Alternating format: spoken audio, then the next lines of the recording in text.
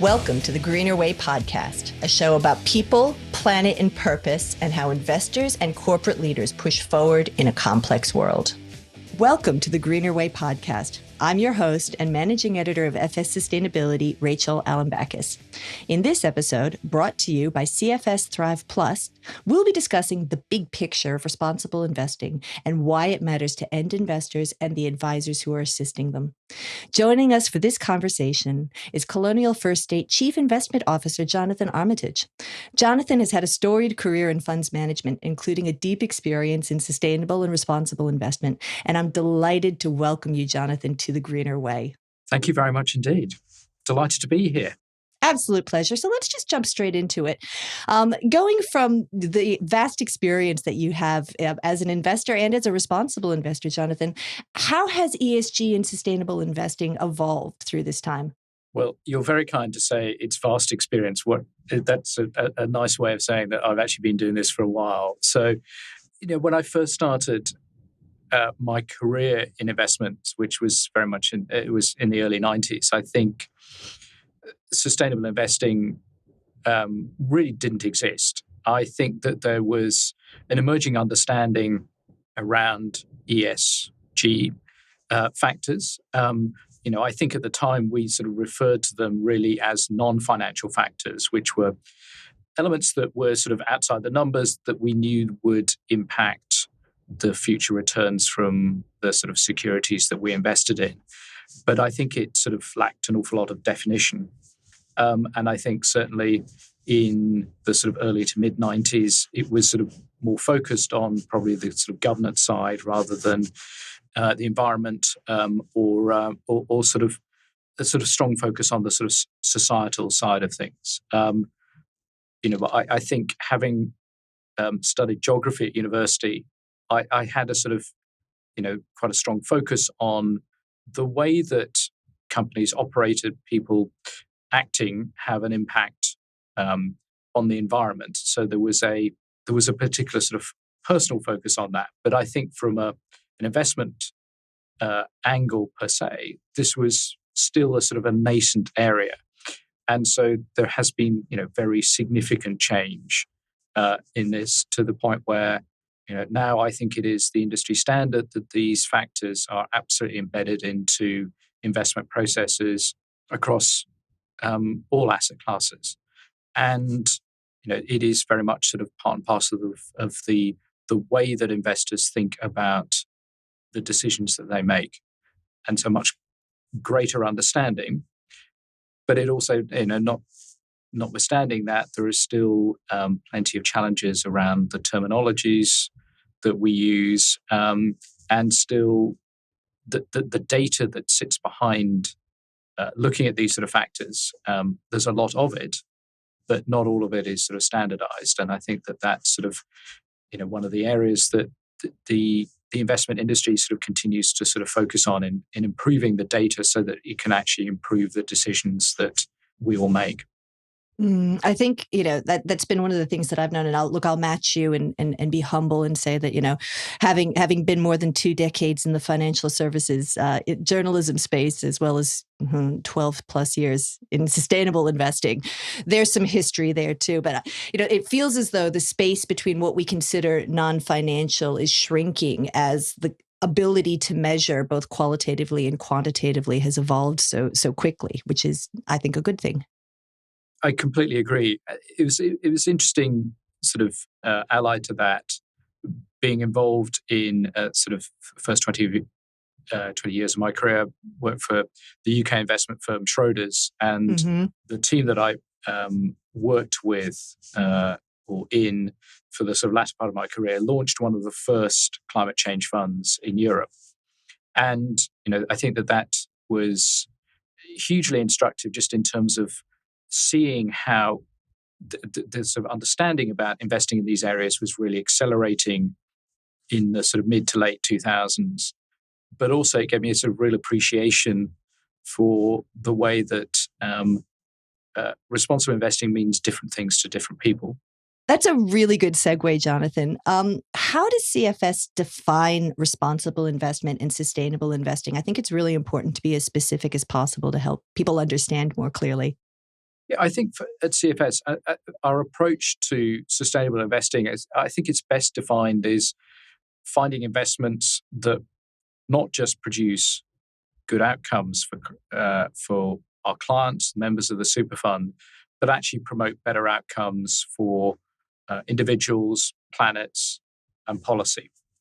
So I think succinctly put, that is what sustainable investing means to us.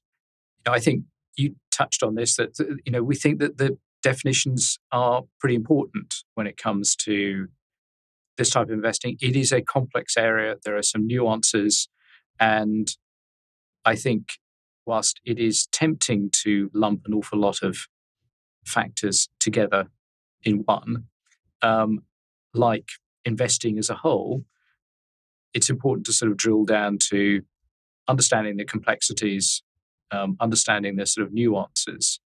And I think that, I made reference early on to talking about ESG, which has become a bit of a catch-all.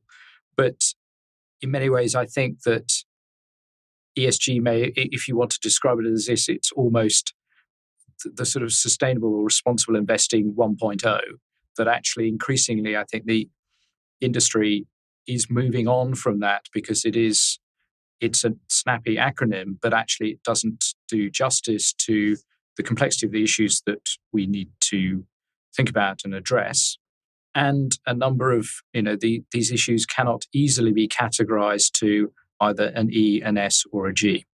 And in fact, siloing some of these concepts into E, S, or G can do disservice when you're talking about really complex things like climate change, for example. No, I think that's entirely right. And, I think, right now we're obviously, as we speak, we're sort of seeing some of the outcomes about that, which is incredibly high temperatures you're seeing across southern Europe and also the southern parts of the United States.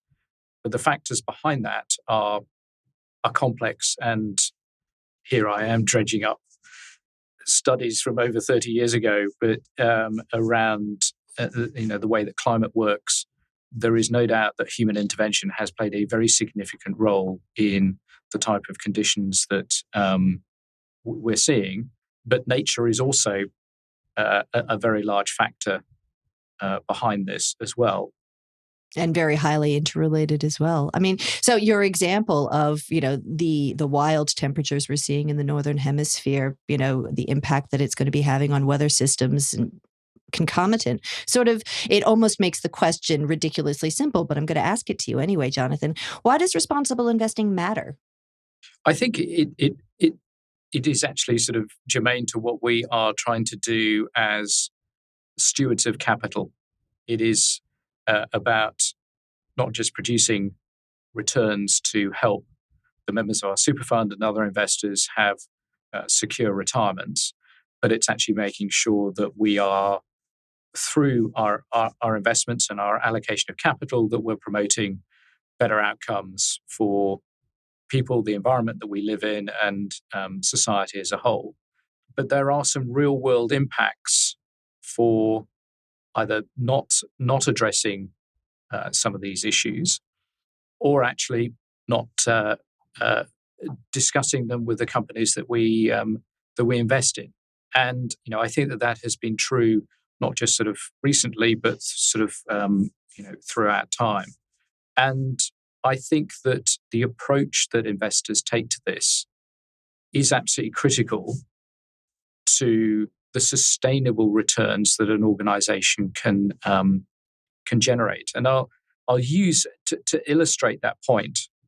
I'll use an example from probably sort of well over sort of nearly 20 years ago. If we go back to the organization I used to work for, had a very large holding, or used to have a very large holding in BP, and a lot of sort of detailed analysis around that. Drilled down to some, as always with investments, sort of 2 or 3 key things. And one of the things that at the time was that CapEx, or capital expenditure, was just not keeping up. Sort of maintenance CapEx was not keeping up with the growth of the organization. And there were various sort of metrics you could look at this. But essentially, in order to keep the very significant amount of equipment that sits behind a very large multinational oil company, there was just not enough money being put to work investing in keeping it safe and secure. And we took the decision as an organization to divest out of that particular company. And that was not a small decision given the weighting of that company, particularly in UK indices, but also in global indices. Mm-hmm. But it was just driven by a relatively straightforward view that at some stage the lack of proper investment within the organization could lead to a significant issue. Now, we had no insight as to what that would look like. And, it'd be wrong for me to say that even with hindsight. But of course, history has demonstrated that lack of investment, the focus on just the bottom line and not making sure that equipment was safe, secure, it was up to date, that practices across the organization were focused on safety first, led to, what was a deeply tragic event, but was the accident at Deepwater Horizon. Mm-hmm. But Mm-hmm. to us as investors, the sort of genesis of this was that this was a company that was just not investing enough to keep its equipment sort of safe and secure. And to me, that was why I think that the focus on these type of factors, and I would tie it absolutely into responsible investing, are so critical. That is why this matters. Let's drill a little bit further into this, Jonathan. You've brought up some really key terms to this particular part of the investment sector. And I want to clarify another one with you: stewardship. Through the lens of this question, what role do you think that investment managers or asset managers have in evolving this discussion around the definitions of sustainable and responsible investing? We're in sort of a bit of a pendulum shift where there's more scrutiny on being specific and proving that what investors say they're doing is actually resulting in either mitigated risks or enhanced opportunities. So what role does the industry have itself to play? I think we have a very important role, notwithstanding the fact that this is a complex area. And, as we've discussed, there are definitional debates and, different views on exactly what sustainable investing means. But I think it's important that investment managers are right at the forefront of making it very clear about. But I think they have an important role to play in making clear what those definitions are. I think to the companies that we invest in, but also to the people on behalf of whom we also invest. We are, custodians of other people's capital ultimately. And therefore, I think, we have an increasing obligation to make sure that, first of all, we're being very clear about the way that we think about the allocation of capital and the thoughts and the decisions that go into making those allocations. And in order to do that, we need to be very clear around the things that are important to us. Mm-hmm. And equally, it probably means being quite clear about the things that we think are less important, or the things that may not drive the particular outcomes that we are looking for. And so, I think that asset allocators, asset owners, investment managers play an absolutely critical role in this sort of discussion. And it's not only being clear about the definitions, but it's also about education as well. We need to educate, different stakeholders in our industry about why this is important, but also why organizations like CFS, what we stand for, what we think is critical, and helping them understand the implications of us not sort of standing by those criteria. How do you do that at an organizational level? Earlier in the interview, you mentioned that there's this people, planet, and policy focus that you've identified. How does that flow through into the decisions that you make and the way that you communicate those discussions to the companies you invest in, the members of your super fund, advisors who are advising people on their choices? I think it is a constant. First of all, the communication needs to be constant. Yeah. It is. It needs to be done. There's a lot of work that sits behind that. It needs to be thoughtful, but it also needs to be not just constant but consistent as well. And so I think it helps from having some sort of very clear, high-level views about what we stand for, what we think is important when we make investment decisions, when we allocate capital to different types of investments. But we also have an important job to continue to, as our understanding and our of these issues continues to evolve, because this is not a static part of our industry. In fact, well, very little is. But I think as our sort of understanding and sort of thoughts around this continue to evolve, it's making sure that we are being very clear and communicating that to the organizations that we invest in, but also the other stakeholders on whom we are sort of investing on other people's behalf, whether it's financial advisors, the gatekeepers who sit within our industry. All of us have got an important role to play. Ultimately, as the allocators of capital, we have an absolutely critical part in that wider education, and particularly when some of the issues are really quite complex. I totally agree. Look, it's a role that we try and play here at the Greener Way with ourselves and our listeners. And so, the constant thread, I think, in our conversation today is that there's been significant push and pull in the history, the definitions, the appetite around responsible or ethical or sustainable investing. What do you think the future holds? Well, more of the same? Yes, sort of.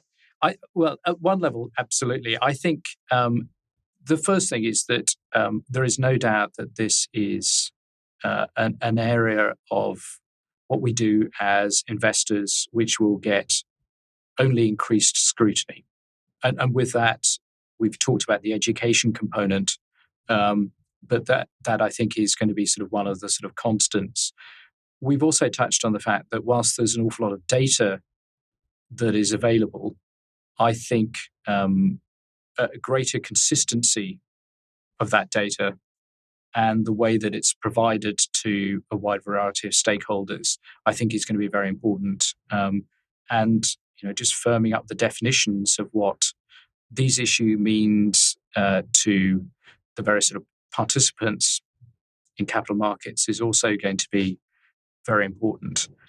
What I do think is a shift that we are seeing already is a focus on the areas which are challenging to deal with. And I think the last sort of couple of years, you are increasingly seeing organizations such as ourselves looking at addressing some of the sort of issues that we think are going to be critical over the next 10 to 15 years. And I'll give you an example about that, which is connected into an investment that we have made in Thrive Plus, which is Just Climate. Now, Just Climate is it's the private asset part of Al Gore's generation investment business.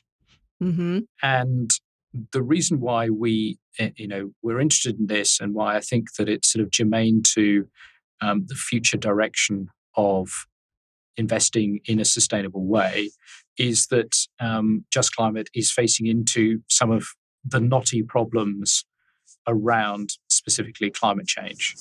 And so the fund has already made a couple of investments looking at actually one of the greatest emitters of carbon, which is actually the buildings that we live and work in day to day. So buildings actually account for 40% of carbon emissions globally.